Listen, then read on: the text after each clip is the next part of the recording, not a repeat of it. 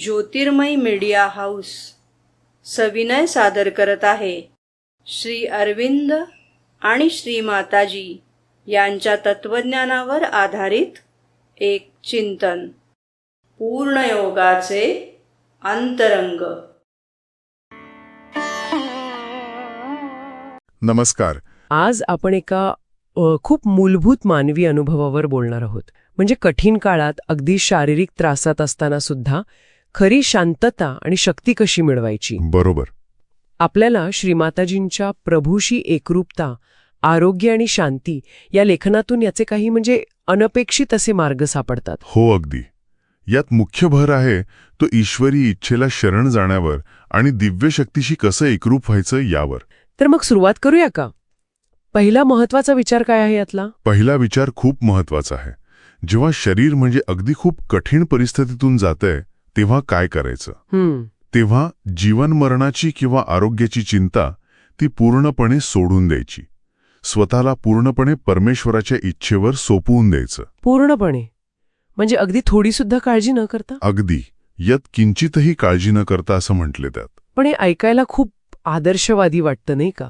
म्हणजे प्रत्यक्षात करणं किती कठीण असेल. आपलं मन तर सतत काळजी करतं. हो, कठीण आहेच. पण गंमत पुढे आहे. जेव्हा अशी संपूर्ण शरणागती साधते ना, तेव्हा व्यक्तीचं सगळं अस्तित्व म्हणजे अगदी पेशींपेशी ती ईश्वराच्या जीवन आणि प्रेमाच्या कायद्याशी सुसंवादी होते, एकरूप होते. अच्छा. आणि त्याचा परिणाम थेट परिणाम म्हणजे जी शारीरिक अस्वस्थता आहे, जी काही व्याधी आहे, ती नाहीशी होते. काय सांगताय? हो. आणि तिची जागा एक खोल, शांत, निरोगी अशी कल्याणाची भावना घेते.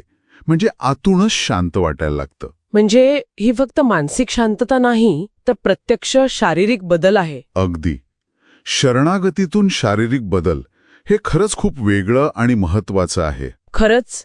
आणि हाच विचार पुढे नेलाय का? म्हणजे जिथे प्रचंड शारीरिक सहनशक्तीची गरज असते अशा कामांबद्दल. कारण अनेकदा काय होतं की भविष्यात येणाऱ्या अडचणींची कल्पना करूनच आपण खचून जातो. अगदी बरोबर बोललात. तिला ज्या अडचणींना सामोरे जावे लागणार असते त्या कल्पनेनंच व्यक्ती हबकून जाते. हो ना. किती वेळा होतं असं? यावर उपाय काय दिलाय? तर भविष्याची चिंता सोडा. प्रत्येक क्षणी फक्त त्या क्षणाच्या वर्तमानातल्या अडचणीवर लक्ष केंद्रित करा. फक्त त्या क्षणावर? हो. कारण गंमत अशी आहे, आणि हे खूप महत्वाचं आहे, की आपल्या वाटेला येणारा प्रतिकार हा नेहमीच आपल्या सामर्थ्याच्या प्रमाणात असतो. अच्छा. म्हणजे जेवढा आपण सहन करू शकतो तेवढंच आव्हान त्या क्षणी येतं. बरोबर. त्याहून जास्त नाही. म्हणजे उगाच भविष्याची भीती बाळगून आत्ताचा क्षण वाया घालवायचा नाही.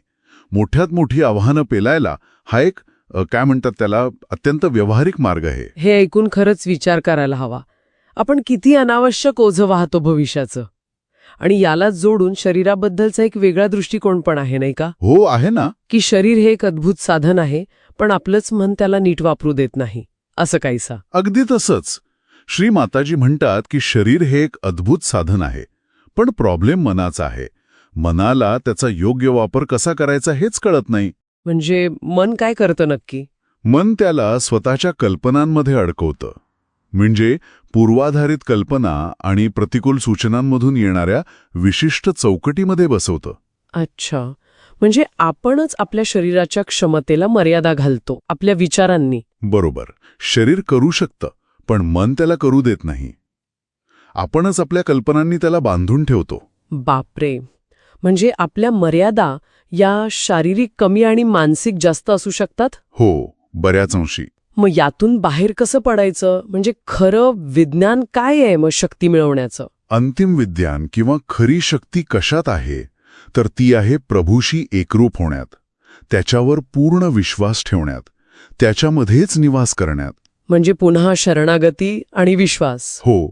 जेव्हा व्यक्ती स्वतःला फक्त एक माध्यम समजते, ईश्वरी शक्तीचं प्रकटीकरण बनते, तेव्हा तिच्यासाठी काहीच अशक्य राहत नाही. असा माणूस जो तुझ्या सर्वसमर्थतेचे आविष्करण करणारा बनतो, तेव्हा त्याला कोणतीच गोष्ट अशक्य असत नाही. वा, किती सुंदर आणि किती आश्वासक विचार आहे हा. आणि या सगळ्या विचारांच्या शेवटी मला वाटते खूप हळूवार अशी भक्तिपूर्ण भावना व्यक्त केली आहे. हो, अगदी. ती शरणागती आणि एकरूपतेची जी अवस्था आहे ती एका प्रार्थनेसारखी व्यक्त होते. असं म्हटलंय, एखादी मौन आराधना असावी, एक प्रकारचं शांत भजन असावे, त्याप्रमाणे माझी अभिप्सा तुझ्याप्रती उदित होत आहे. अभिप्सा म्हणजे ती तीव्र ओढ, तळमळ. हो, ईश्वराप्रती असलेली तीव्र ओढ. आणि पुढे, आणि तुझ्या दिव्य प्रेमाने माझे हृदय उजळून निघत आहे. शांत, प्रेमळ, स्थिर. खूपच सुंदर. तर या सगळ्या चर्चेतून आपण काय टेकअवे घेऊ शकतो? मला वाटतं खरी शक्ती आणि मर्यादांवर मात करण्याची गुरुकिल्ली ही बाहेरच्या परिस्थितीत नाहीये, तर ती आपल्या स्थितीत आहे. म्हणजे ईश्वरी इच्छेला शरण जाण्यात, वर्तमानावर लक्ष केंद्रित करण्यात. आणि मनाच्या त्या चौकटी आहेत ना कल्पनांच्या, त्यांच्या पलीकडे जाऊन आपल्या खऱ्या क्षमतेला ओळखण्यात आहे. बरोबर. आणि जाता जाता एक विचार ऐकणाऱ्यांसाठी. या स्रोतामध्ये शरीराला एक अद्भुत साधन म्हटलंय, जे आपलं मन नेहमी समजू शकत नाही. तर विचार करण्यासारखा मुद्दा हा की आपल्या शारीरिक मर्यादा किंवा क्षमतेबद्दलचे जे आपले अनुभव आहेत, त्यांना आपल्या कुठल्या पूर्वग्रह दूषित कल्पना किंवा भीती मर्यादित करत असतील का? अच्छा, म्हणजे आपण स्वतःच तर मर्यादा घालत नाही ना? बरोबर. आणि जर आपण भविष्याची भीती सोडली आणि फक्त वर्तमानातील शरणागती आणि विश्वासावर अधिक लक्ष केंद्रित केलं तर आपल्या अनुभवात काय बदल होऊ शकेल, हा विचार करायला हवा.